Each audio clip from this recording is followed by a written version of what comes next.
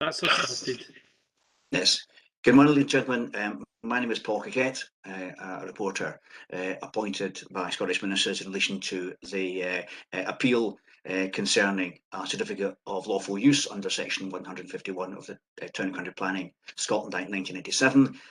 This morning is a hearing to be held in relation to legal issues arising in connection with that appeal.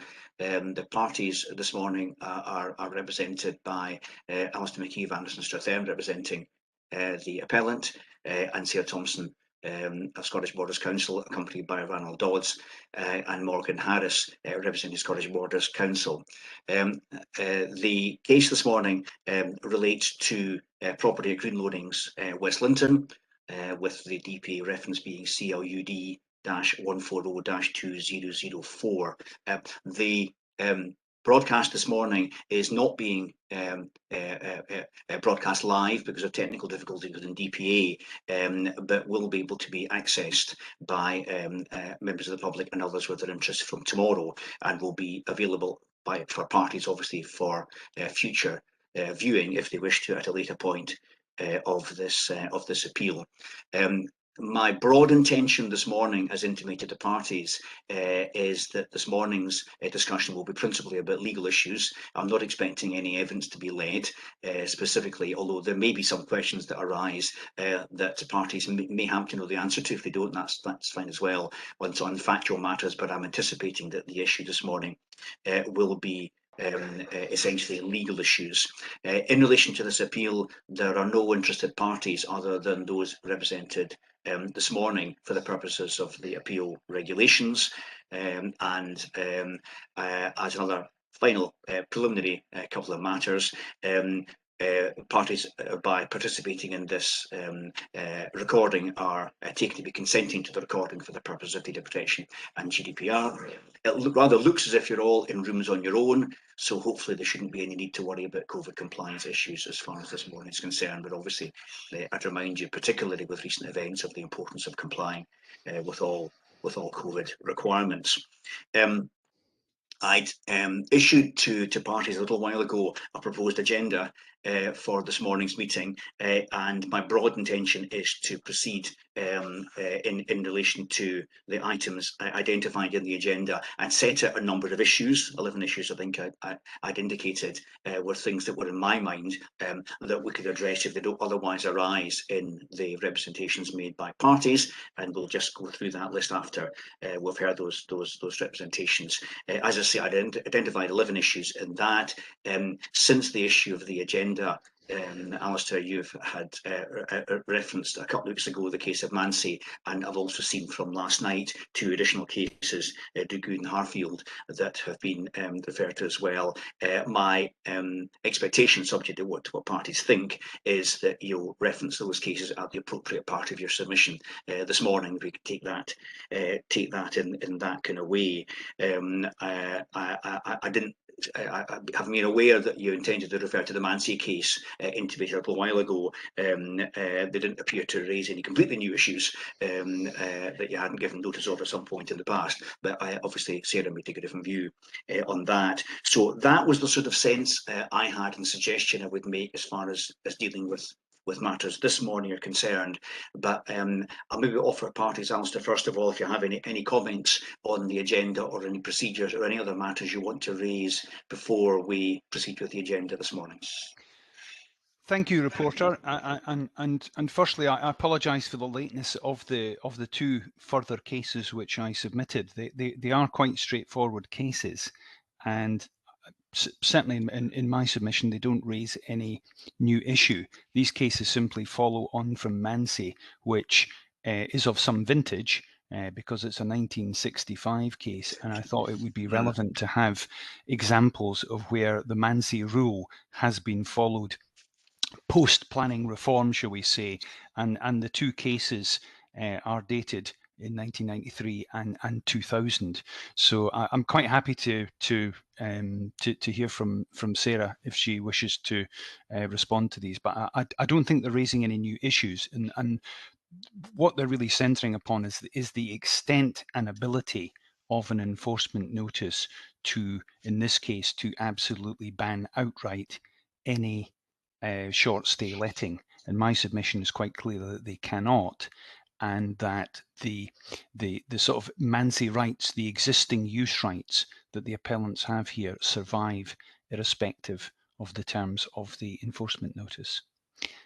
And quite clearly, the proper mechanism for certifying what those rights are in this case a certificate under section 151 of the Planning Act. That's me finished on that point. Great. Thank you. Sarah, any points? Well, I didn't see the email until this morning, obviously because I wasn't working last night. And whilst I do accept they cover the principles raised in Mansi, I haven't had the opportunity to read one of them because I cannot access the full case. I have had a look through the second one because that was available on Westlaw.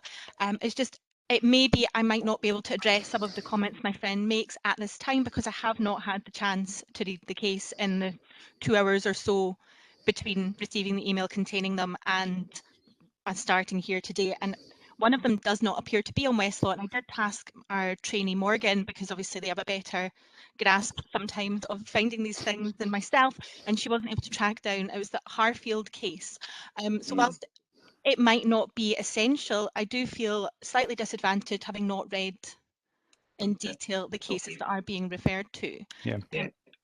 That's something to. I was actually, in any event, I was going to be. I'll mention this now. I was going to mention it at the end of discussion this morning. I was minded to say that, subject to what people say this morning by way of their various representations, if there were any other kind of killer points that they feel they ought to have made and would like to have made in the course of this that come to mind, and that was partly in relation to the fact that these cases are late being submitted, then I'd be happy to give an opportunity to do that. That may be something we can discuss at the end, Sarah, if there is anything you want a further opportunity. I'd want that to be relatively time limited in order that we can make progress on the consideration of the issues arising and let me carry on doing my work. But if there were, if it was something that you felt a little bit more of an opportunity to raise or consider issues arising once you have a proper opportunity to read the case, I for my part wouldn't see any particular objection to that, but I don't know if Alistair, you. I have no objection to that. I mean, I've lodged these late, so I've got to say. I'd also observe, Sarah, is I got these cases from Westlaw. The judgment in the do good case is available, but the judgment was not available. Yeah. I only got the case digest because I thought, well, it's a pretty straightforward case, but. I'm happy to hear what Alistair has to say in the course of proceedings, and if I feel that I would benefit from some more time to actually consider the issues being raised in light of this late submission, then perhaps that can be addressed at the end. No, that we can address that at the end. Okay. I mean, I have to say, I mean, I'm working on the basis unless the full case is submitted, the digest is my starting point. And so I've seen the information that came by email last night, but no more than that. And I wasn't intending to look further for anything in relation to these cases if parties would wish me to. So we can proceed perhaps on that basis meantime. Okay, in that case, I think over to the appellant for item 1 of the agenda. Thank you.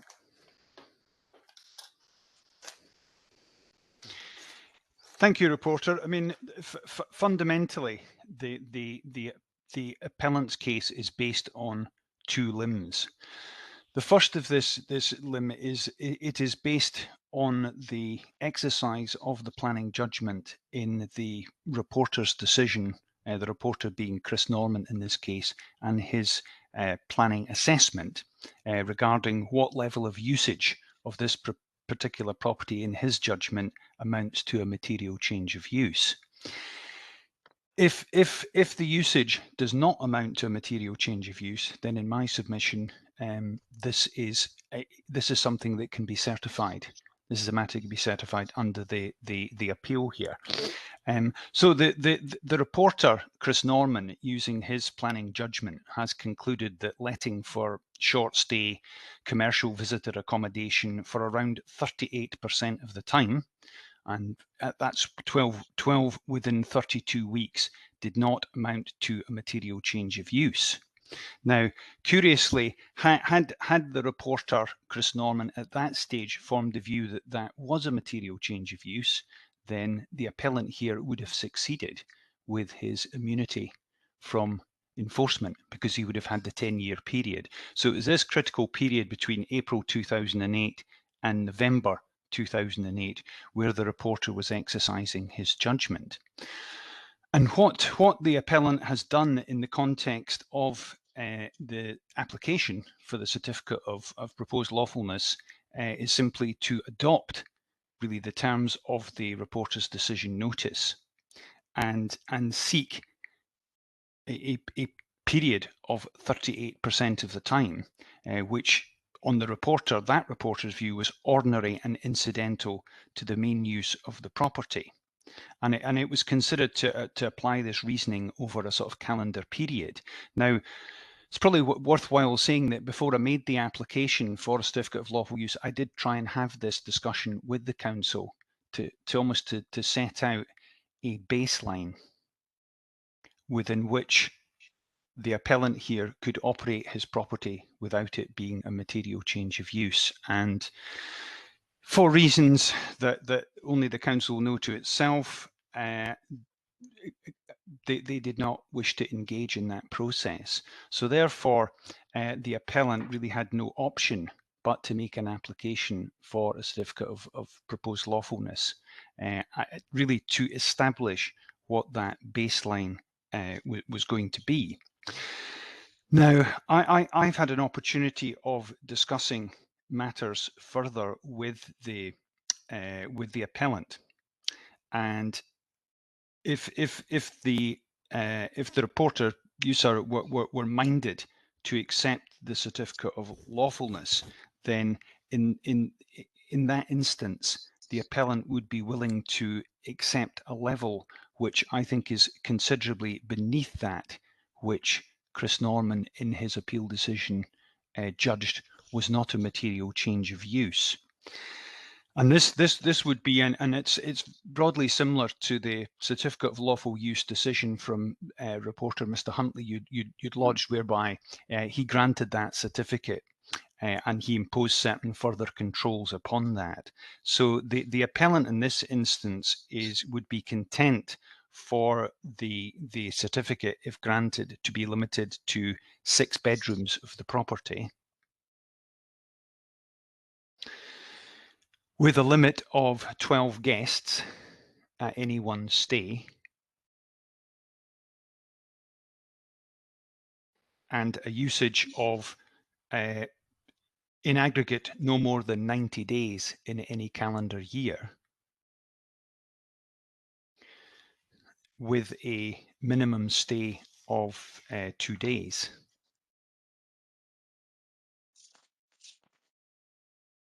Now, just on the 90-day rule, I think it's quite relevant that I took that from the Deregulation Act 2015, which is, although English law, is the rule down in Greater London, where it imposes a 90-day rule. If you go above 90 days in any calendar year, I think that's section 44, then you are undertaking a material change of use.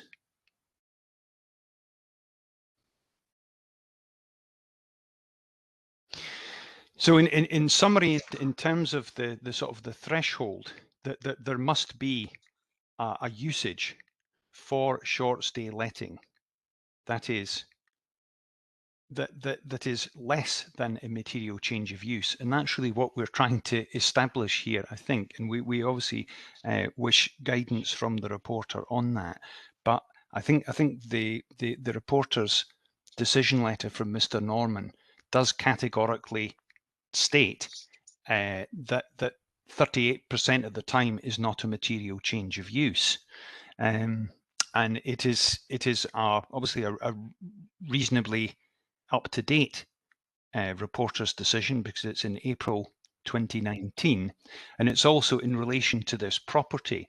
So I can maybe see that, and that's quite relevant, because I can see why one might think it would be difficult for the council in policy terms to sort of say the number of days that would apply to every property.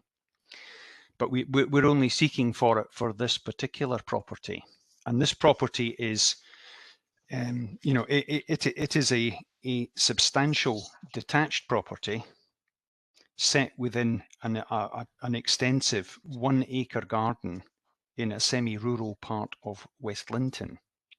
And I think that's also relevant when you sort of are looking at the assessment, because in terms of whether there has been a material change of use or whether it's lawful, in the appeal decision, which was the 2004 one from reporter Rob Huntley, he before him was obviously the proposition as to whether the particular property was, you know, whether it was lawful to have short stay letting, and 2 appeals were put before him.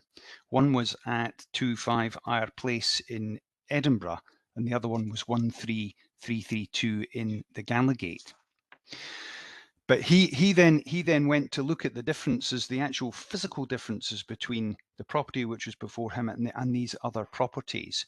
And obviously he looked at that property and the one which was before him and said it's a 1-bedroom flat, it's on the ground floor, it's restricted to a maximum of 4 persons. So he was looking at a flat which was on the ground floor as opposed to the upper floors, which would have less of an impact. And I think that those principles apply equally, and in fact I think more forcefully to the appellant's case here, because he's got this substantial property which doesn't have really any immediate neighbours other than the neighbours which are obviously bounding a very substantial garden. I don't know if you actually visited the property, sir, but it would be helpful if you did, I think. Yeah. And you might want to go inside it as well, and that can be made available. I'm sure the appellant would give you the keys.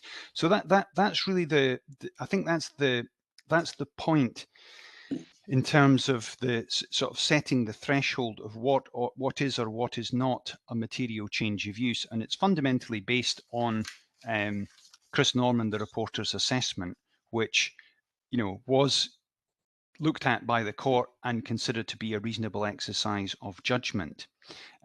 So that's what we're adopting, but for the purposes of this certificate, I've sort of set out a kind of, I would say, a lesser level of usage than he was looking at if you were to extrapolate that over a calendar year with these limitations. So that probably deals with the that deals with the kind of the non-material use point in terms of. Sorry, big mind. Just stop you just. I'm sensing you're moving on to another point. It would be probably a helpful point for the council to come in there, because I do have the other point. No, absolutely. I'm very happy to do that, to deal with them separately. But I wonder if I just ask you a question in relation to that issue about the power to indicate an appropriate level of use. And the question that's in my mind, I'd welcome your views on, is the recognition that obviously certificate of lawful use is not a planning application for use, and the extent to which impact on amenity is something that I'm entitled to take account of in giving consideration to what Rob Huntley did in his case, if I was minded to issue a certificate on that reduced basis, as you've indicated. It's quite a difficult balance between ensuring that those factors of materiality that will be relevant to a planning application when this is a certificate of lawful use for a different matter. I just wonder whether you have any views about where, it's probably a difficult line to identify, but where that line lies between what is relevant for me to take into account in that context of potential impact of such reduced use on neighbours. Yeah, I mean, Rob Huntley, experience reporter, has obviously taken that into account. So he thinks it is relevant, and it wasn't challenged by the court. So we don't really have any guidance on that.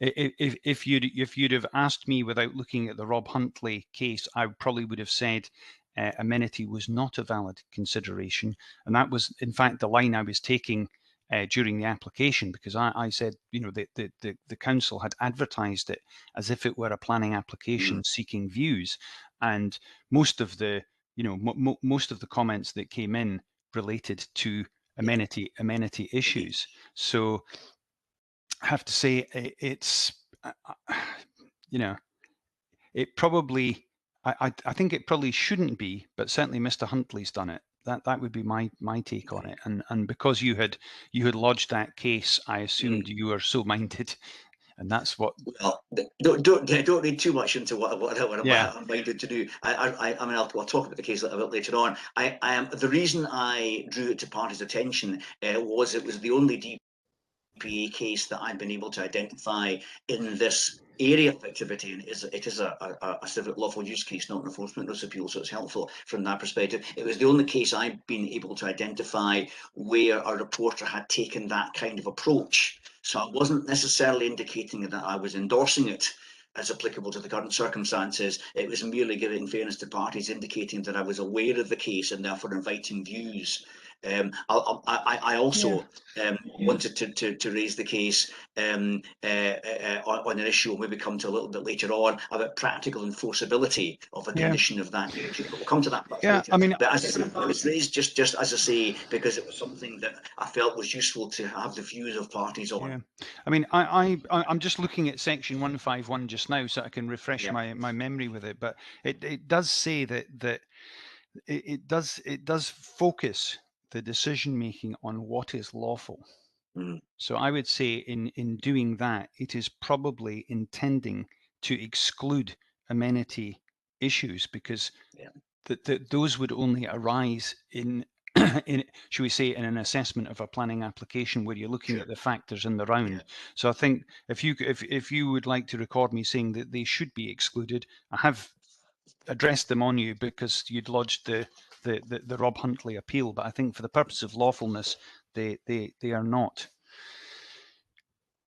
relevant. Okay, thank you. I wonder if you could go over to Sarah now. I think before Alistair goes on to make his next point, I just wonder whether you want to respond to that particular issue. In relation to amenity or the wider point raised? The whole wider point. Well, we, on behalf of the council, we disagree with Mr. McKee's assessment there. Although it is accepted that incidental use can and does exist, I'm not sure we can say that Chris Norman, the reporter, intended to change the entire principle when considering what constitutes a material change of use. Looking at the case law, and it's covered in the Moore case that you referred to, and it's covered in the Huntley decision, that it is a matter of fact and degree. There is no set equation, there is no set formula. And whilst, yes, it is covered in the reporter, the initial enforcement notice reporter case here, it is in very neat circumstances. It's dealing with a time bar issue. It is dealing with where this issue, where the material change of use arose. And yes, he does refer to 38% of the year in those particular circumstances, but that is not the wider principle that is considered when we are looking at material change of use. And I don't think we can safely say that that can possibly have been the reporter's intention to change the entire principle and in consideration when we're dealing with this. When we're looking at material change of use versus incidental use, we're looking at taking each case in its own merit, taking account of the type of usage, the property, and the intensity of usage. Now, I appreciate we're dealing with the same property here, but at that time, the usage was completely different. And it may be, even putting aside the concept of percentages, at that time, that type of usage, which was far fewer people, I'm putting aside at this time what Mr. McKee has said about what would be accepted as far as the certificate is concerned, looking at what was actually in the initial application, the length of usage was different, the number of people was different, the number of rooms available was different. It may be in those circumstances that could have been considered incidental, but looking at all of those factors as to what followed on afterwards, which was a far greater number of people, a completely different intensity of usage, more rooms being used, I don't agree that we can take that equation, which I feel has muddied the waters somewhat as to what is in consideration here, as being applicable to how we consider incidental use. And what has been requested at 38%, not that I like to refer to percentages because I don't think they are applicable, but if we take it at its highest, which is 38%, and as it was then being advertised, 30 people and 8 rooms, that's every weekend. That's a completely different colour of usage compared to 1 to 3 weeks, which seems to be the suggestion is what happened in that period between April and November 2008. I do not agree that we can rely upon this percentage. It does not come up anywhere else. It does not exist in the case law. It is novel to this reporter and it was used in a very particular circumstances, and we simply cannot refer back to that as being the rules, the guidance, the what is to be followed when we are considering incidental versus material change of use. And I believe any effort to apply them strictly to the case at hand, or even more widely, goes against what is the understood and established law on this issue. It's my view that what has been requested at 38% is a material change of use.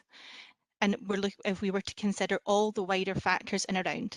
Now, 38% of the year at 2 to 3 days at a time, in theory, works out at every single weekend.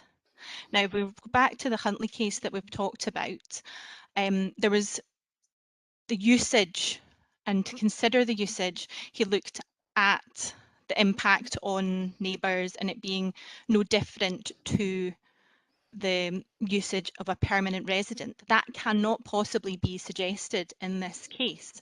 30 people using the house isn't every weekend. Now that what is being requested is potentially changing, given what Mr McKee has said earlier in his submissions. 30 people using it every weekend, taking this request at its highest, is not the same as it being used by as a household.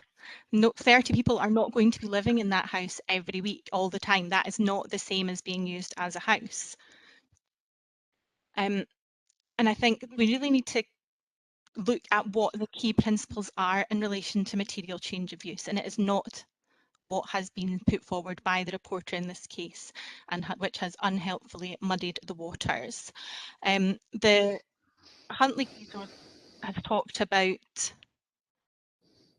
in the issue of amenity, and I do think it's a consideration that we do have to consider, given that there is the enforcement notice in place. We do have to look at fact and degree. We do have to look at the wider impact of this usage. It's maybe not a solely determining factor, but it is a factor that is in existence, and it's a factor that was taken into consideration when the reporter in the Huntley case Rob Huntley looked at the issue at hand, and when he was referred to other cases, why they were different from the case he was dealing with.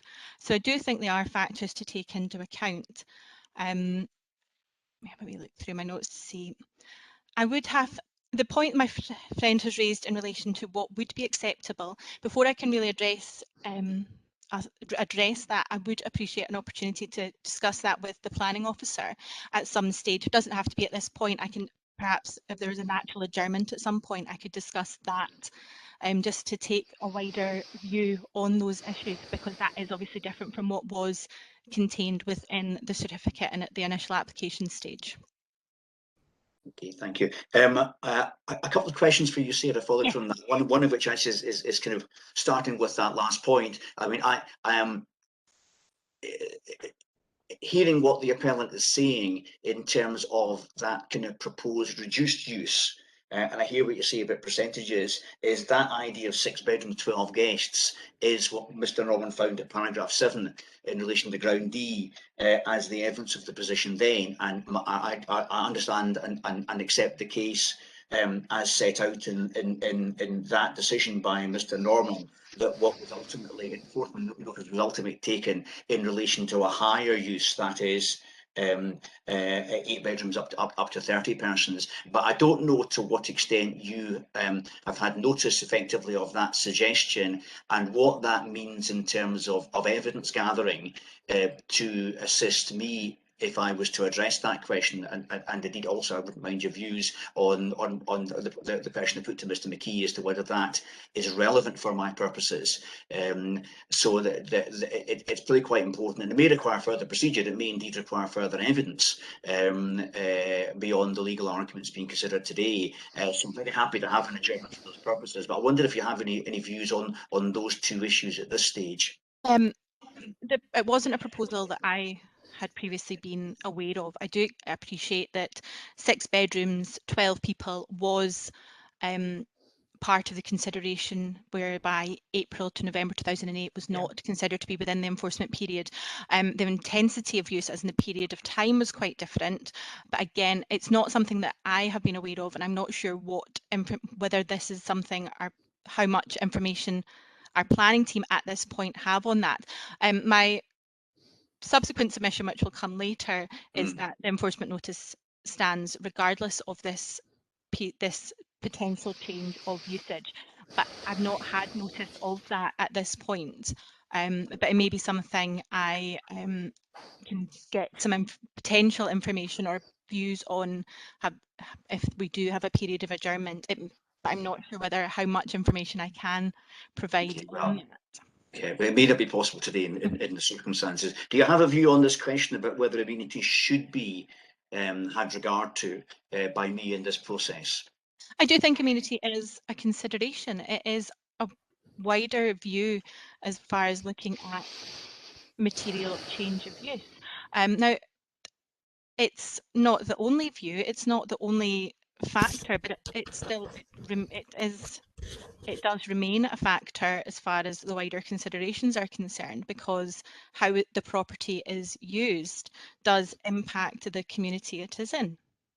And whether it is considered an incidental use or otherwise, or we're looking at incidental use or material change of use, a property is not standalone. It doesn't, even given the size of the property, there are still neighbours, and there is still an enforcement order which has arisen as a result of complaints from neighbours. So the impact on them does exist. It is not sitting in a field on its own, the property in question. And whilst, yes, it does have a substantial garden, it is also a substantial property. Okay, thank you.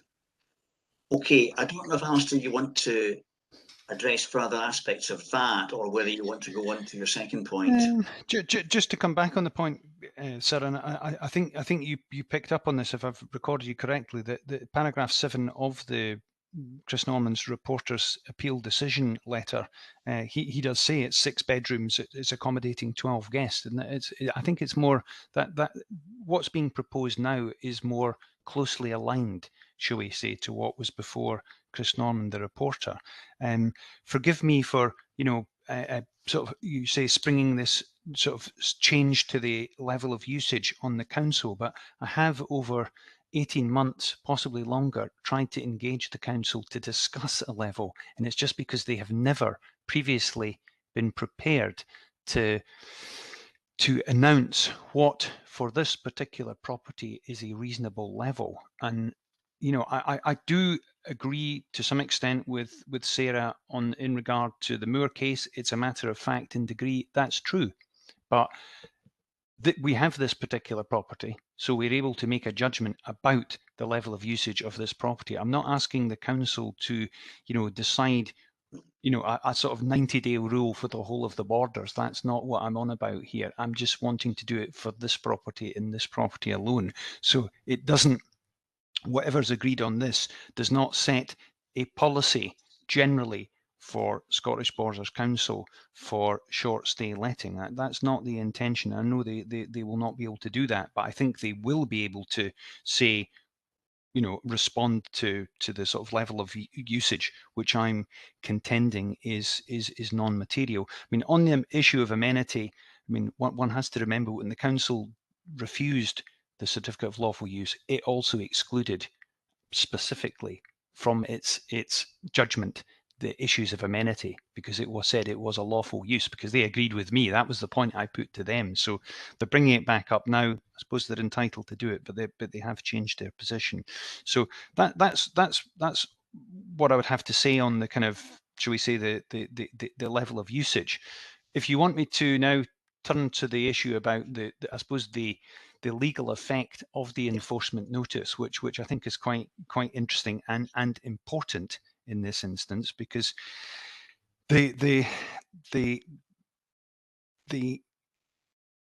probably to say that I have endeavoured to agree with the council what the level of usage of the property should be that doesn't amount to material change of use. But I think one of the reasons the council has given for not engaging is that in their view, the enforcement notice, because it's been upheld, effectively prohibits any short stay usage, no matter what level that usage is.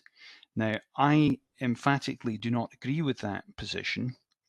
In my view, an enforcement notice can only be served for a breach of planning control, which means unauthorised development must have occurred.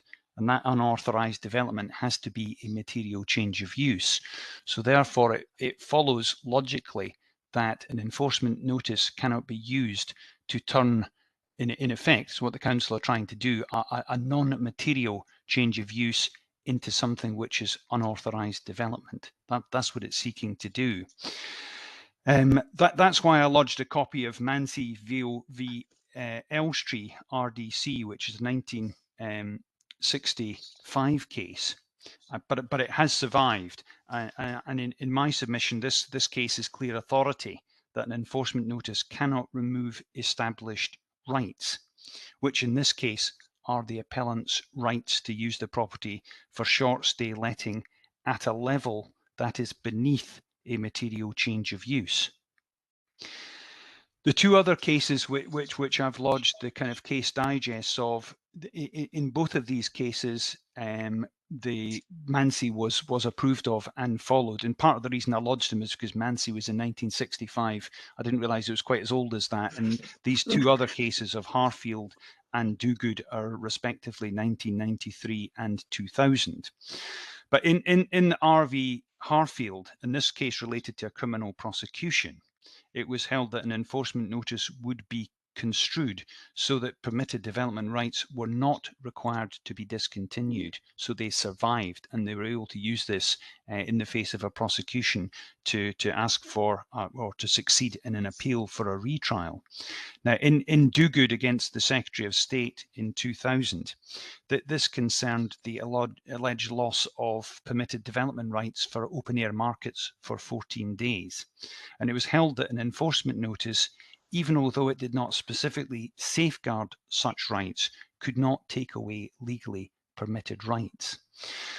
So fundamentally, in my submission, and I'm contending, the Mansi rights pertaining to the appellant's property have not been lost by the operation of the enforcement notice and are retained.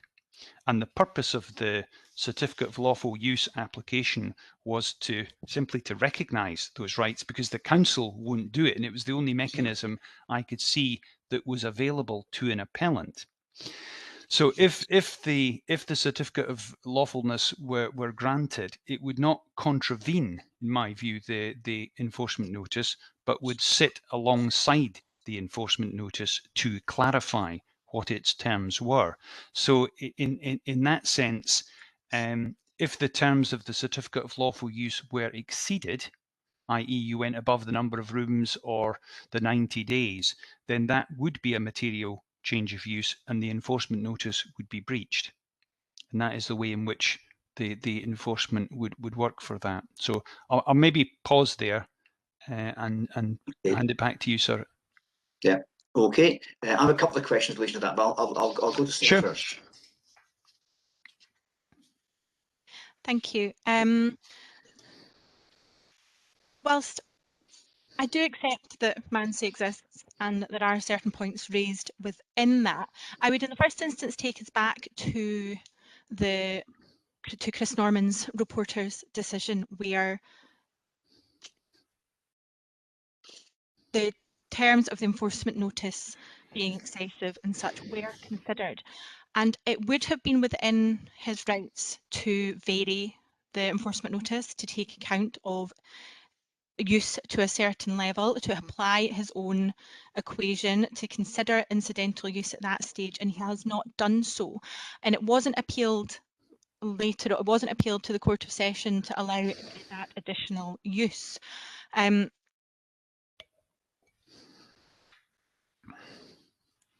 It would be my view that there is no room for any incidental use in relation to this enforcement notice. In looking at Mansi, and to a lesser extent, because I haven't looked at them in detail, the Do Good case and the Harfield case, it'd be my view that they are slightly distinct to what we are dealing with here, in that in relation to Mansi, it was, I can just double check, make sure I have my facts of a particular case correctly, the enforcement notice in relation to using a particular glass house for retail sales and having a permanent sales set up in a particular area. And the enforcement notice was upheld to say this was not allowed, but essentially there was clarity given after this case to say that the main body could still allow, the main body of this nursery could still allow for sales. So that is a different use and a similar use, but a different type of use. Similarly, Harfield related, if I have my notes correctly, I think that is in relation to parking at the petrol station. I think that's the right, if I have the right case, just let me double check that.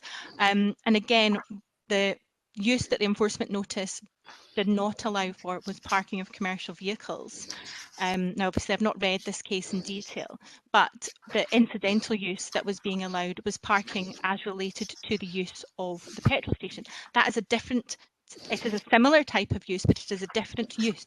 There is parking of commercial vehicles in general. That is what the enforcement notice has said. Parking of vehicles whilst they're using the petrol station is not the same use, albeit it's the same type. You know, it involves the parking of vehicles. The consequence of those uses are distinct and are different.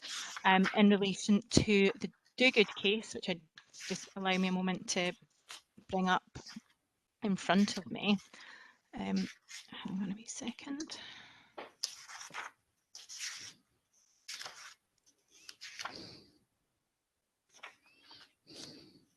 And the Do Good case in relation to the enforcement notice related to a permanent setup of a market, and the enforcement notice, the appeal relating to, again, it's a market but a different type of use. It is a set 14 days temporary. There was a talk in the Do Good case about what things were put in place to confirm the permanency of the market that was being barred by the enforcement notice.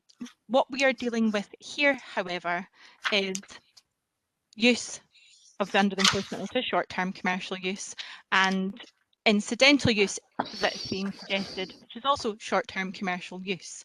It is exactly the same type of use. And I'm not sure that, I appreciate I'm being quite particular in drawing my distinctions here, and it may be reading further into those cases may negate or further support my position, not having had the chance to do that. I would suggest that the managed laws do not apply here because it's exactly the same type of use, exactly the same. It is being, what has, putting aside the potential reduced use being suggested, it is exactly the same. It is a large number of people, it is for all bedrooms, it is for 2 or 3 days. What is being sought here is exactly the same type of use, and it is my view that that is not permitted under the terms of the enforcement notice, and that if this was to be considered or clarified, that should have been a case, should have been appealed at the initial enforcement stage, and it was not. My friend, the appellant in this case, did not raise this as a query at the Court of Session. It was not appealed at the Court of Session. It was not sought at the Court of Session, when it was very clear that the reporter was aware that this was fairly absolute in its terms and did not take that opportunity to go, but he would be allowed to use it for the 38% that I have previously raised in the terms of my submission. He did not do that, and it'd be my view that that position stands. Now, it may be that following today, having had a further opportunity to consider the terms of those cases, there may be more to support my arguments there, but that is on the basis of what I have read in relation to the case digest, which doesn't necessarily give the full flavour of what the courts were thinking at the time. Okay, thank you. I had a couple of questions, Alistair, on the Mansi case, on the sort of the logic that follows from that. One of which is actually ties into what Sarah's just said. The Mansi case, and I think you're mainly relying. I think there was 2 points raised in the Mansi case, and I can understand the argument made on the second one that's described in the case, but the judgment has been on much stronger ground in terms of what you're saying. Your argumentation there.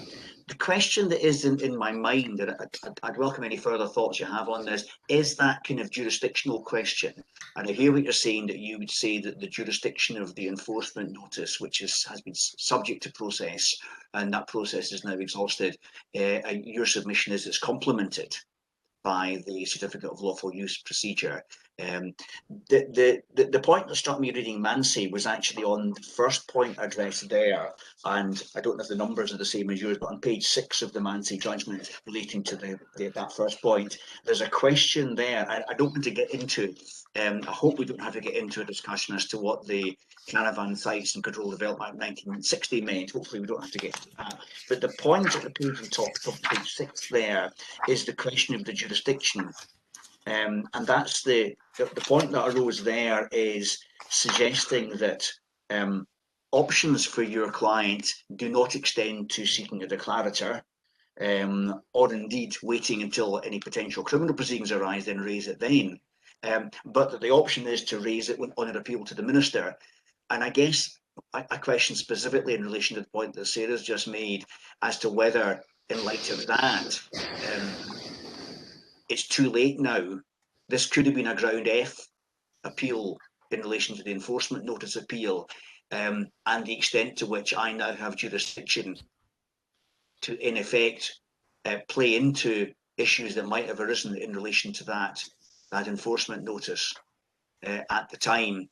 And the second question, which I'll be just pose, and I'll let you answer both together because they're kind of linked with each other, is I'm interested in the fact that the application is for a certificate of lawful use to the extent of the short-term commercial accommodation to 30% or whatever. And I was wondering, in that sense, what the primary use of the property is, and whether the application ought not to have been for an application for a certificate of lawful use as a house, as a residential house, which it wasn't, but with that caveat, as opposed to an application for the short-term commercial accommodation, which, by your own argument and indeed what you're suggesting of the restriction, is not the primary use, if you see what I mean, as to why your client applied for a certificate in relation to short-term commercial accommodation when the majority use is presumably as a residential property, and whether he ought not to be applying for a certificate in relation to the residential property with that caveat. So they're my two questions. I think they're probably slightly different points, but I don't know if you have any further thoughts or representations on those two issues. Okay, right. Thank you. Dealing with the Mansi point, I think you are correct in the Mansi, the circumstances of Mansi.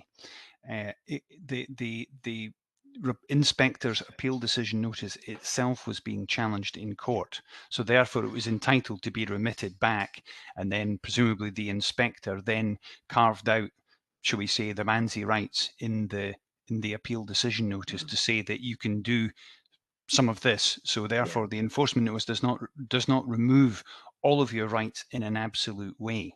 Okay. Yeah. That is, I suppose that's different from what we have here, where a challenge was not taken to, shall we say, to preserve the pre-existing rights at the point it went to appeal, nor when it went to court. Okay. The two other cases which I've lodged, I think these are authority that even if you don't do that, these rights are still safeguarded. So the shall we say, the Mansi rights, as we call them, are safeguarded and protected, irrespective of whether you jump in and challenge that with every enforcement notice to say, you've served me with an enforcement notice, please specify in that notice the extent to which whatever's being complained about can be conducted without it being a material change of use. I don't think that's necessary reading these two cases. And yes, they're on sort of, they're not about short-term letting, but I think the principles they enunciate are, you know, are absolutely applicable to the current case. And it's really the case that in construing or interpreting the enforcement notice properly, it is correct to have regard to the existence and survivability of, shall we say, the Mansi rights here.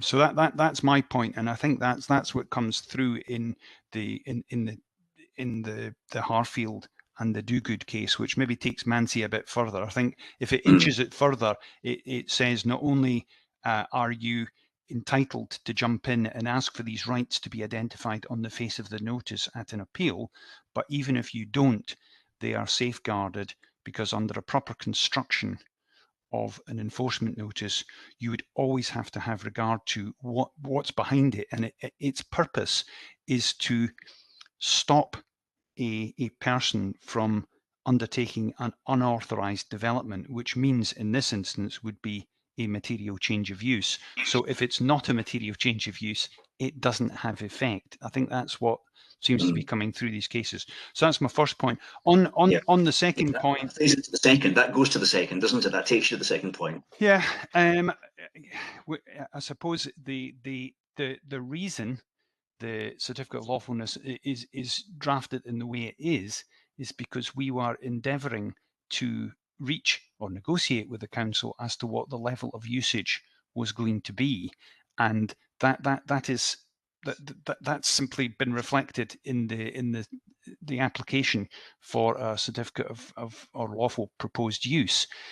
I agree it would have been equally competent, I think, to ask for a certificate of lawfulness for a house, but then you'd have to say it's going to be used as a house, and with the caveat that within the usage of the house and retaining the sort of the use as a house, there are a number of ancillary or incidental uses that can be undertaken, and then we'd go on to set out what level of short stay letting. But I don't see why it would be any different, to be quite honest. You know, it seems to me perfectly competent in the way we've done it.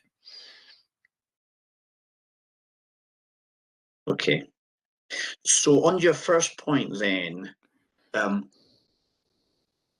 would another remedy have been, or would argue the more appropriate remedy have been to have sought a declarator, gone to the sheriff or whoever, and address the issue if indeed this is essentially relating to the meaning and interpretation of the enforcement notice? Now, here what you're saying, you've had client's position is he's had difficulty getting sense out of the council as to what might be an acceptable level of usage, mindful of all these cases, the principles that you're putting forward in these cases, whether that's the remedy.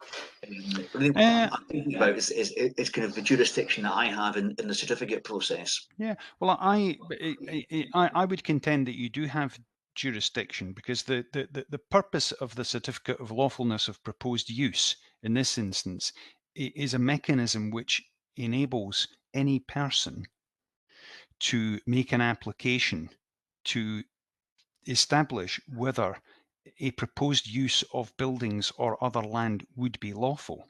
And that's exactly what we're trying to do here. We're trying to say what is going to be lawful. I don't know if an alternative jurisdiction exists within the court or not. I mean, I suppose you would ask the council the question, and if the council refused, then would it be judicial review, for example, in terms of the council have acted unreasonably? But then you'd be assessing, you know, is it reasonable or not? But certainly when I was looking at it, certainly the way I've been dealing with lawful certificates is that they can be applied to just about any circumstance, including this one, which is simply to say what is the level of non-material usage you can use something for. So I don't see it as an inappropriate mechanism. I wouldn't totally exclude the ability to go elsewhere, but on the face of section 151, it looks perfectly appropriate to me. Yeah, I mean, the problem with GR is that there's other remedies available on your argument. That you could use section 151 and GR is not normally usable when there's an alternative. The other difficulty, I guess, is the risk of time bar. What is the point at which the council decision is made that starts the time bar clock going? Yeah. Let's not go too far into GR. But no, I was just interested I'm still interested in this question about the jurisdiction. And Sarah's point about the whether this was something that properly had been taken in the enforcement notice appeal, and if not taken, is therefore not open to you now. And that's kind of the area that's in my mind. But I'll move on to Sarah if there's any further comments on that point. I mean, I think I've covered kind of our overall view in relation to this earlier in my submissions. Now, of course, 151 is there and is open to usage. There's not always an enforcement notice involved in relation to a section 151 application.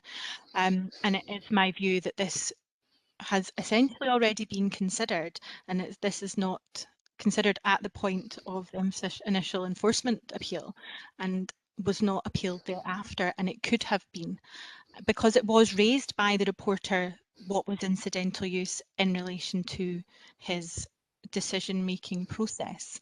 And I believe that this is also therefore the view that the terms of the enforcement notice are already established, even if what is being proposed is considered to be incidental use. The current terms of the enforcement notice, even taking account of what is in the case law raised by my friend, does not allow for what is being sought.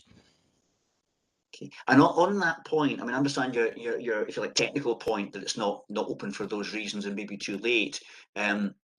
Is it fair to say that you would accept, at least at a general level of principle, that what Alistair's saying is right, that there is a level, how easy it is to identify it, but there is a level below which enforcement might not be appropriate. Obviously, it's a discretionary matter for the council in terms of the enforcement notice, but a level below which the need to reduce the compliance would not be to nil, but would be to a level that is below what would have caused you to have taken enforcement notice action in the first place. I think all widely, as is the case throughout all of this, is a matter of fact and degree as to what is being proposed and considered and how enforceable that would actually be. There is an enforcement notice in place that says no short term, not got the exact wording in front of me, no short term letting, commercial usage, whatever the particular words are. How enforceable would say, oh, you can do that once a month? Is that, given the reasoning behind the enforcement notice, how can we judge at this stage that that would not lead to the same sorts of issues that led to the enforcement notice in the first instance? At this point, we can't. It's somewhat speculative going, well, how disturbing is one weekend a month of 30 people renting out this property as opposed to every weekend? I'm sure it is equally disturbing, just not quite so regular. And what that led to the circumstances under which the council sought their enforcement notice in the first instance. So it is, whilst I appreciate in general principles, of course, I appreciate there's incidental use. I appreciate there might be, depending on the circumstances, something that could be considered below the terms of the enforcement notice. But if we're looking at the MANSE, if we're looking at what is the facts of those cases, what is being proposed that runs alongside the enforcement notice isn't the same as what led to the enforcement notice. What is being proposed here is the same that led to the enforcement notice. So parking ancillary to a petrol station is not the same as this general parking of commercial vehicles. So those are the facts at hand are relevant, I think, as well. And the facts here at the moment look like it's the same sort of action that is being sought. Okay. So, Alistair, are you anything further on this point, or do you want to move on to any subsequent points you want to make? Yeah, I'm happy to rest on the fact that the enforcement notice does not remove the Mansi rights in this instance, and they survive. I think a decision for the reporter is what are the level of those rights, and Yeah. that is a different question. So I'm happy to move on, sir. Right. If we're both happy to move on, it might be quite useful for me to work through my kind of list of issues. I think we've covered the Mansi in our submission there. I'm now kind of wishing I'd numbered my list of issues so for easier reference. So apologies for not having done that. But I wondered if we just work through those, and I can maybe explain why I suggested we discuss them, and we do so far as not already covered. And I suspect the extent of the facts found by Chris Norman previously are relevant. I think it's been covered adequately, I think, unless anybody wants to add anything more to that. The second issue that I'd looked at there, which has been partly covered, I think, is the question of relevance to past fact. The reason why I wanted to raise that is, of course, what the appellant is seeking here very specifically is a certificate in relation to future use. And I've noted that the council have submitted a various pieces of evidence taken from the internet and other companies, Oliver's Travels and elsewhere, about existing use.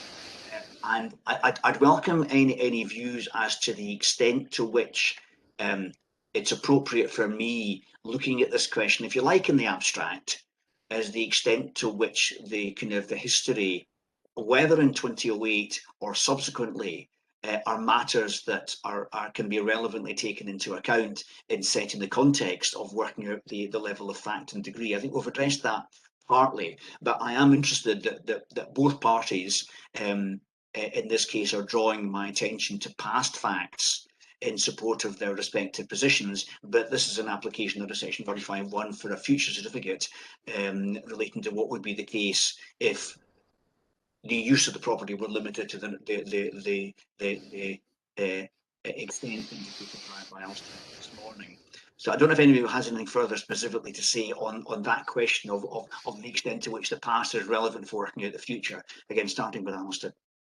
Well, past is relevant here. It's relevant because reporter Chris Norman, in his appeal decision, has set out a basis which a usage level is 6 bedrooms, 12 guests, which is not a material change of use in his view, which is, I think, closely aligned to what the appellant is seeking by way of a certificate of lawfulness today. So the answer is they are relevant. They are directly relevant.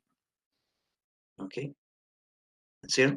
When an officer is considering an application under section 151, they're to consider all the facts that are in front of them in relation to this application. The applicant referred to the previous history as well as any material fact. And I think it's important to take a wider consideration of all the facts at hand when looking at, we can look at past behaviour to consider what would happen in the future. And I do think it is important that we consider the wider past history. Property doesn't just stand alone with no context.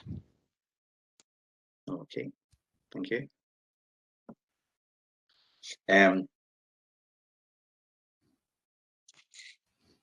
think the points I identified at issues 3 and 4 are probably covered adequately, I think, under reference to Mansi, and this question about whether the incidental use proposed in one form or other satisfies the existing notice. I don't know if any either party had anything that they wanted specifically to say further in relation to what the Court of Session had said when the case got there, which is document 007. Alistair? Well, it's a different point, but the court ultimately said that it was within Mr. Norman's reasonable discretion to reach the view that he had.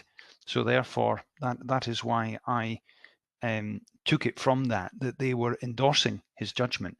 Yeah. They're not making a planning judgment themselves, but they're not finding anything unreasonable in the decision he had reached. And by doing so, I think it gives further weight to Chris Norman's decision that a usage at the level he described between April 2008 and November 2008 was not a material change of use. That was all I was taking from the case, but not insignificant.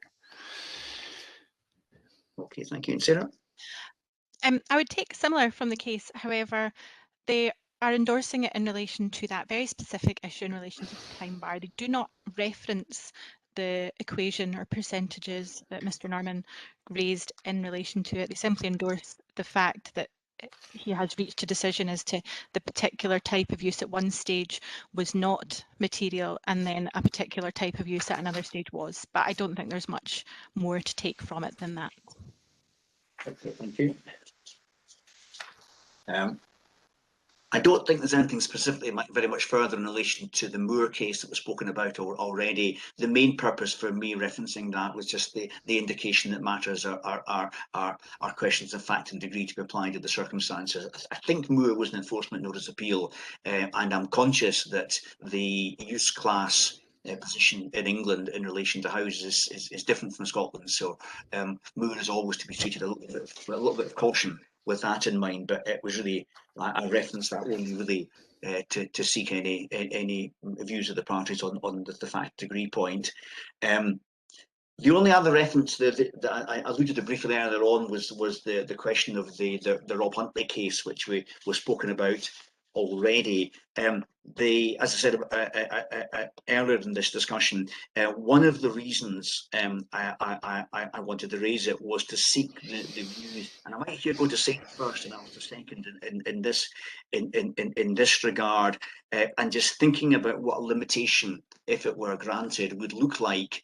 And my question to parties, but Sarah first, is what the council's view is about the practical enforceability of a restriction of this nature. And I mean that really because in Rob Huntley's case, the nature of the restriction was imposed to a maximum number of people and minimum number of nights of stay, as opposed to X percentage or 90 days throughout the year. And I'm just quite interested in hearing the council's views in terms of the practical operation of enforcement, if that was what the position was on the ground, if that makes sense. I would say with the Rob Huntley decision, it was enforcing numbers and such was a slightly easier thing because it was a two-bedroom small property. I say there would be trickiness in relation to this because it is a large property that does accommodate a large number of people, and the practical enforcement of that, of saying, oh, well, going forward, we're only going to use it for 12 people for a very much shorter period of time.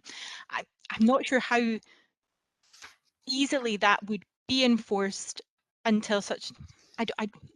It's a tricky one, and I think comparing to the property in relation to that was practically enforced by the size of the property. And obviously they could have squeezed more people in, but the reality is it's a two-bedroom ground floor flat. That almost enforces numbers wise itself, because it doesn't have multiple bedrooms. It isn't a vast property. It doesn't have a huge garden. So the size of the property almost allows a bit more of allows it to almost, it is easier to consider the enforcement of that, because in reality they're not getting lots of people in there. So but you look at the property in question and it is much bigger, and there obviously would have to be an element of trust that it was being used properly, or what could be provided to confirm that it was only going to be used 90 days of the year. Is it going to be advertised the whole time? Will it be taken, will the advertising being, this is just considerations, because obviously I was not aware of the current proposal prior to today. Would it be taken down once the 90 days of the year had been booked? Would there be a set 90 days of the year, in that it would be over the festive period, over the summer holidays? What would be proposed to confirm that it's only going to be 90 days? How would we know it was only going to be 90 days? What could be provided to ensure that they were within what this potential offer? So if it's advertised year round, how do we know it's not being used year round? Given the previous history and the existence of this enforcement notice, it's not the same as a property without an enforcement notice. There are considerations to ensure, there are things to consider here, and I'm not sure what could be provided to satisfy the council. Okay. And presumably once you get to the 90 days, then if it's found to be still used beyond that, that would give us a prima facie suggestion it's not being complied with. But to a certain extent, you'd only find that out after the end of that period or after the end of the year, I guess. Yeah, or if we understood the 90 days to be up, but it was still available to be booked, Yeah. what implications would that have on the existence of the enforcement notice? I suppose at that stage that's true. Availability to be booked, and I know the council have lodged evidence about current availability. Current availability doesn't prove, of course, that there's been a breach. It just because no. the fact that it's available 24/7 it doesn't mean it's going to be used those dates. But so that gives indication as to when it's potentially available, not when it's actually used, I guess. Yes, and I accept that. It's more if it was understood to already have been used for 90 days within the calendar year and was still available for booking. That isn't suggesting that it is being used, but there is a potential that it may be being breached. The enforcement notice could be being breached because are they accepting bookings for additional time, or are they going to give a guarantee that the booking platform would not be available, or are they going to take bookings in a different way, or are they going to say what these are the set periods in which it will be available for booking? Okay. Now, Alistair, if the book was afoot, then you were advising the council about this. What would your view be on enforceability of this condition? Well, I would maybe start by saying that Rob Huntley, in his decision to grant a certificate of lawfulness, has imposed a number of conditions in the first schedule. So I'm assuming that he would not have done so if he did not think that these were reasonably enforceable. And he said, you know, the maximum occupancy of 4 persons, it's actually a 1-bedroom flat, just to correct that. And he's got, you know, a minimum length of stay. The circumstance of this one, I'm looking for something aligning what Chris Norman had looked at, which is a limit of 6 bedrooms, 12 guests, a usage of 90 days in any calendar year, a minimum stay of 2 days. If you were to impose that, then I think that would be enforceable. In terms of detection, I think that's the issue the council are focusing on, detection. There could be a reporting mechanism that could be thought about, but equally the council would have the right to ask for a planning contravention notice. And you've got to remember, if the appellant here steps into the zone of this being a material change of use, i.e. the enforcement notice bites, then it's automatically a criminal offence.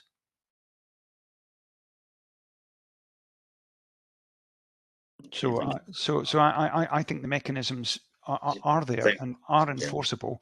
It may require a little bit of an effort, but there's nothing unusual in, you know, planning enforcement breaches being, excuse me, being difficult to detect. I mean, that's just the way of the world in planning enforcement, particularly when you've got intensification of uses, multiple uses. It requires a bit of detection, but I still think it's enforceable. Okay, thank you. Excuse me. The next points, actually, with the exception of the GDP, I'll ask you about in a minute. The remaining points, I think, are all probably sort of clustered around the same sort of thoughts. The use classes order, which Chris Norman references in his decision. I'm interested in hearing parties' views about this ancillary stroke incidental use compared to the kind of the primary use, and it's really just to hear views on the sort of, again, I guess it's a bit of a powers point in the sense of whether it's it's open to me to issue, in one sense, what might be regarded as a certificate of incidental use, which goes back to the point is what you could apply for. And also, you've answered this already by saying that you could have done it differently, but you've done it this way, and that's perfectly legitimate and open to you. But the questions that were in my mind were those about whether if the main use, if you take the 30% figure, that suggests that the main use is 62%, whether that's as a house or whether it's other uses, including use as a house. That suggests that 38%, or indeed a smaller number of days, is an incidental or ancillary use to a level that doesn't involve a change of use.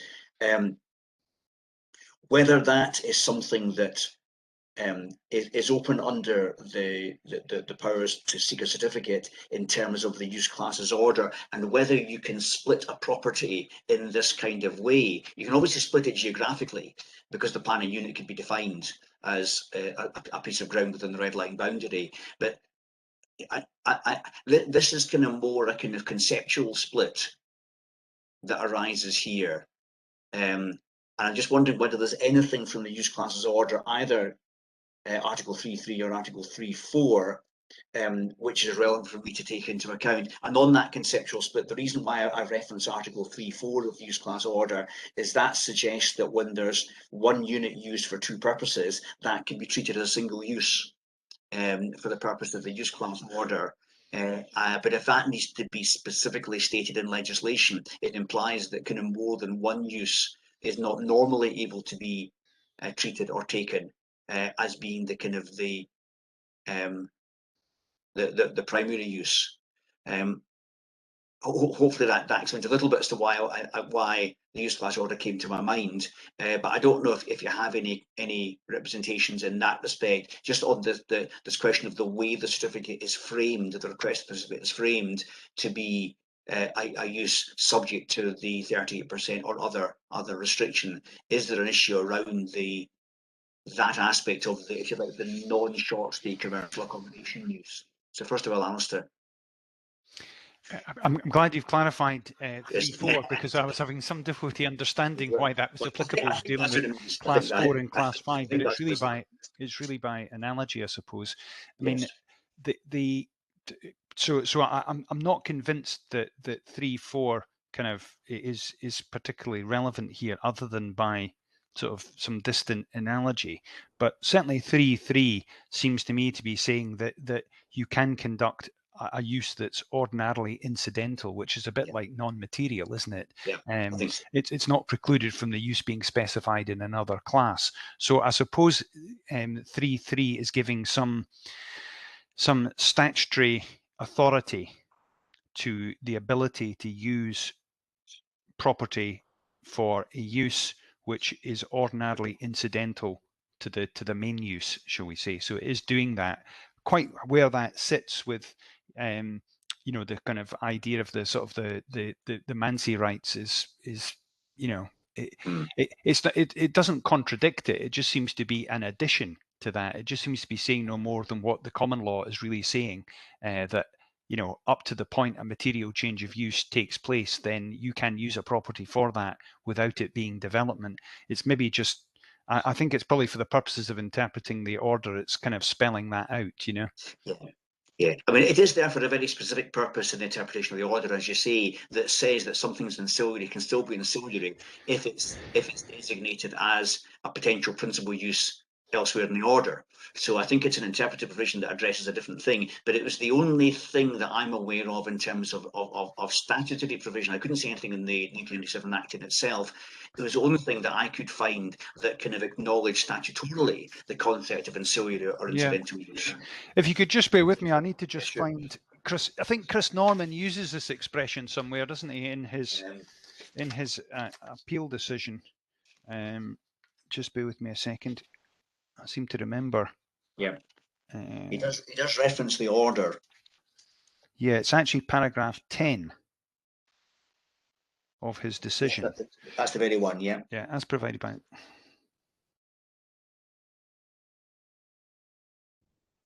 So he concluded under reference to paragraph 3.3 that the use in that period was ordinarily incidental use as a house. Well, I think that probably does work then, doesn't it? You know. Yeah. So it is of relevance.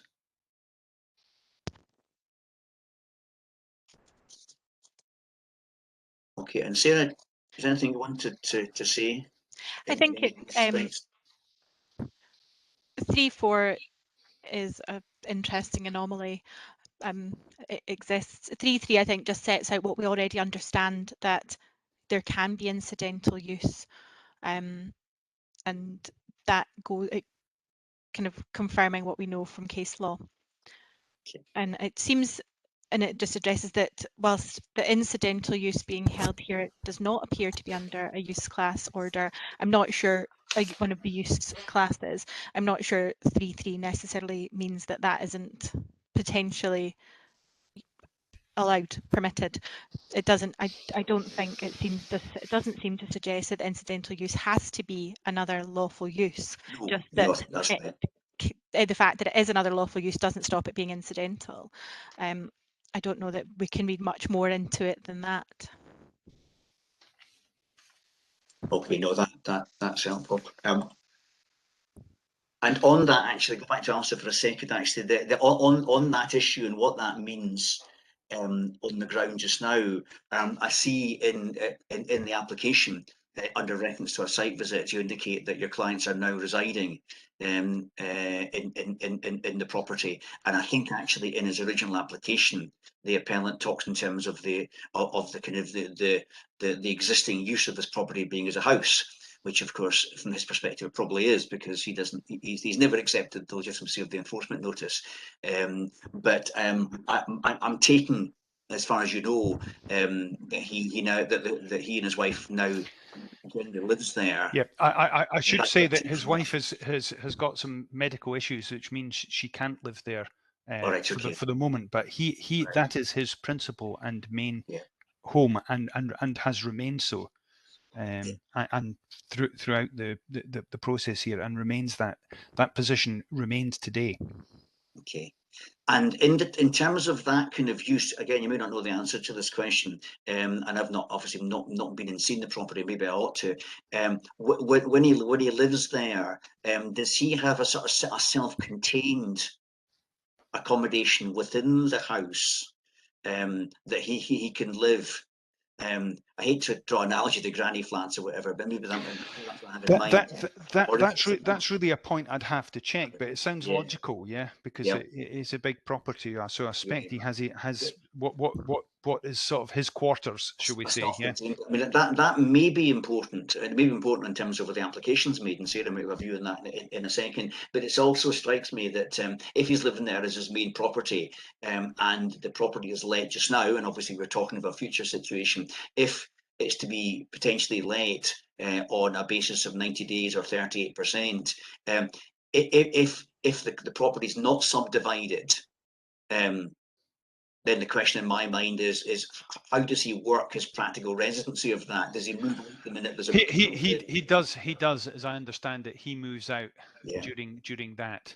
So if, for example, it was Friday and Saturday that had been let, he would move out on the Friday and the Saturday and resume on Sunday for the rest of the week, if it was a weekend letting, for example. If that were to but happen, I would need to go back to the client just to check exactly if he's got his own quarters. I don't know the answer to that. Sorry. Okay, no, that's helpful. Do you have any more on that particular point, Sarah? It does raise a question, I suppose, about whether the whole property is actually being used as a house.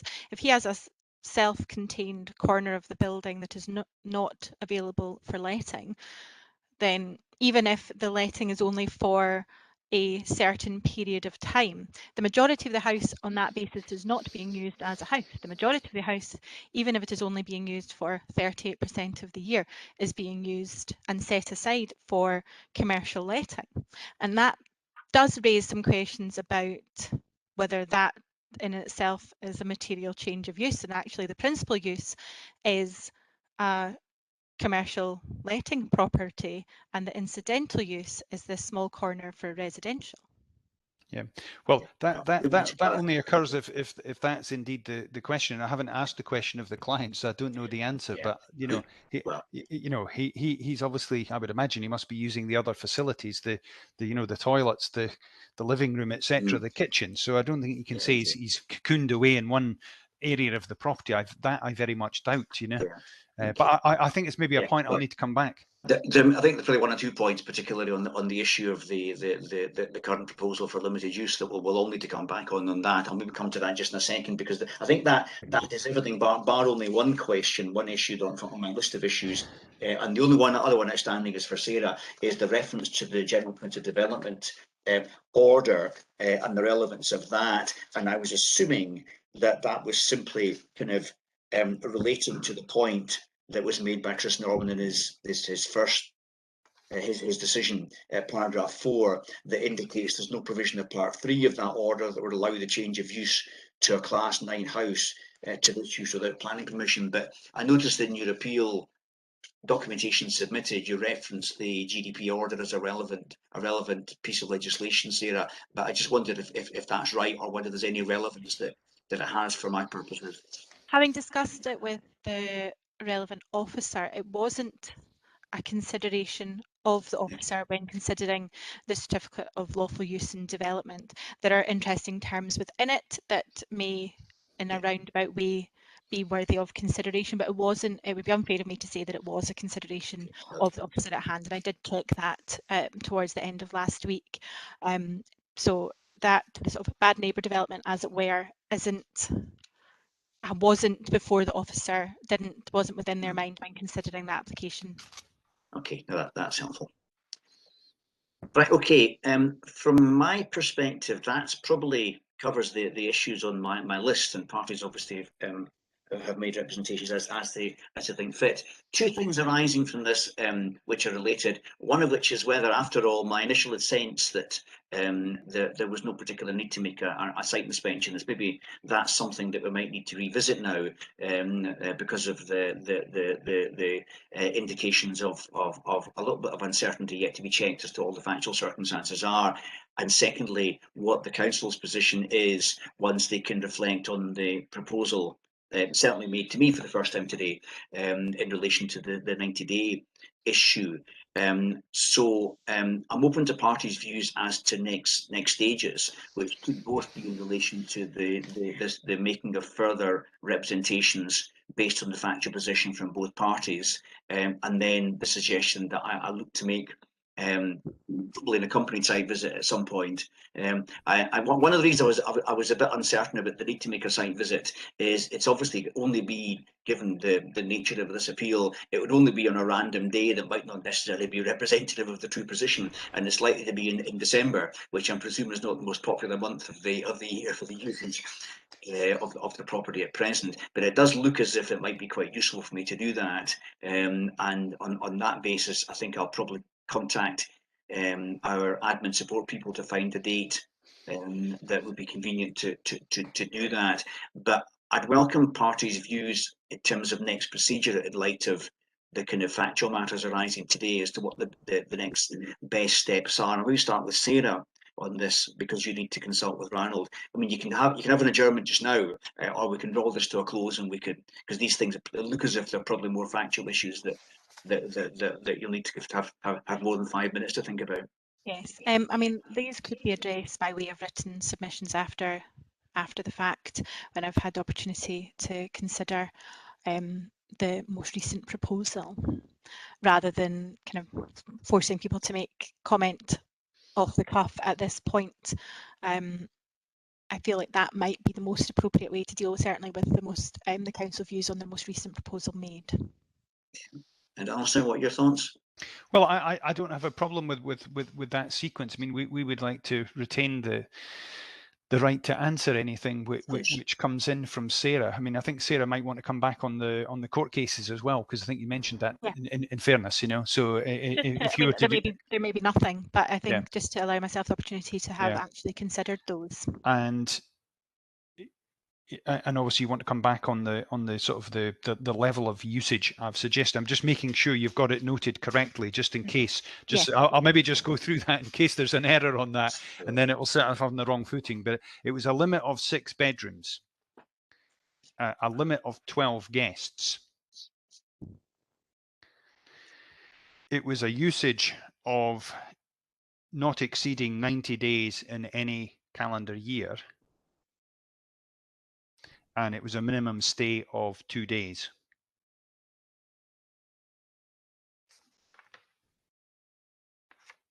Okay, thank you.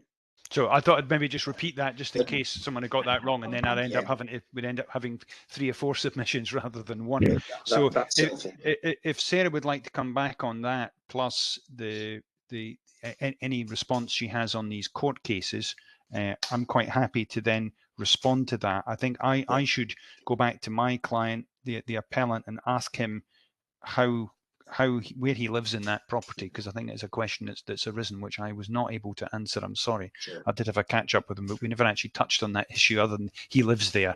We didn't say where he lives exactly, you know. Yeah, that'll be useful. I guess we're questioning them in party stance to a certain extent, since the work is for you to do on this, as to what an appropriate time period would be for submitting information in that respect, whether 14 days and then 7 days to comment on each other's responses might be appropriate. But I'm happy to go for a different period if parties other pressures of business mean that they prefer different periods. And I'm conscious, I dread to say it, as we're not terribly far off Christmas breaks now. So yeah, eek. I mean, that time frame would allow all submissions to be in before Christmas. And whilst I do work part-time, I can, make things work within any short time frame. I do regularly have to manage my workload in 3 days a week. So that in itself doesn't present a difficulty for me. So Sarah would come back within 14 days once she's chatted through with that, and then I'd have 7 days to respond to that. I don't think it will take me too long to get an answer about about where Mr. Cameron stays in the Sure. property, so I could probably be sending that in a matter of days, I would have thought, if not tomorrow. Okay. You know, no, absolutely. But he is again, contactable on holiday. So, so once that came on the 14th, that would bring us to about the 14th. That'd be 7th. Yeah. So we'd have a 7th to respond. So that would get us in before Christmas Eve. I think the 21st. The 21st is my last working day before the Christmas break. So. Well, if the 21st is your last work day, we could do that, but maybe aspire to the 20th, try to make sure it doesn't come in fairness, so you can at least see it before you go off. But if it turns out people actually need a little bit more time, we can play it by ear as we go, and take things from there. But if that seems a reasonable period from all of that, then we could proceed on that basis. Okay. Okay, and I think Sarah, you'd mentioned that you'd managed to find obviously the judgment itself in the Do-Good case, but on Westlaw, I'm using the same system. It only had the case digest for the other one. I mean, we can maybe try and see if we can get someone's. See if someone somewhere in my firm can find it through some other system. But I'm not. Just depends what the references are. It may be a bit esoteric. Yeah, I mean, if it's not available, it's not available to any of us, I would assume. Sure. If I did task Morgan, because our trainees have a much better handle of they are good at these things sometimes than any of the rest of us. And there seemed to be some suggestion it was available somewhere in Westlaw, but it wouldn't open properly. I'm not sure whether that's just a technical issue for today, or just it actually thinks it's there. I'll ask one of our knowledge management people as well. If it's available, I'll send it down the wires and I'll copy in the reporter at the same time through Christine. Easily enough, so that was fine. But otherwise, we're all working off the same case digest in relation to the Harfield case, if that's what happens. Okay, so unless there's anything else, I'll thank you for your questions today, and we'll hear from you all in due course. So thank you for participation. And could I just maybe ask, sorry, are you going to issue, is Christine, your assistant, going to issue just the usual letter telling us the timetable, because that's not what happens. I'll ask her to issue something just setting out that time scale what's required with those time scales to do that within the next couple of days. Okay, so that's fine. Okay, all good stuff. Thank you for that. Thank you very much. Right. Thank you, Sarah and Val, Morgan. Graham, cheers.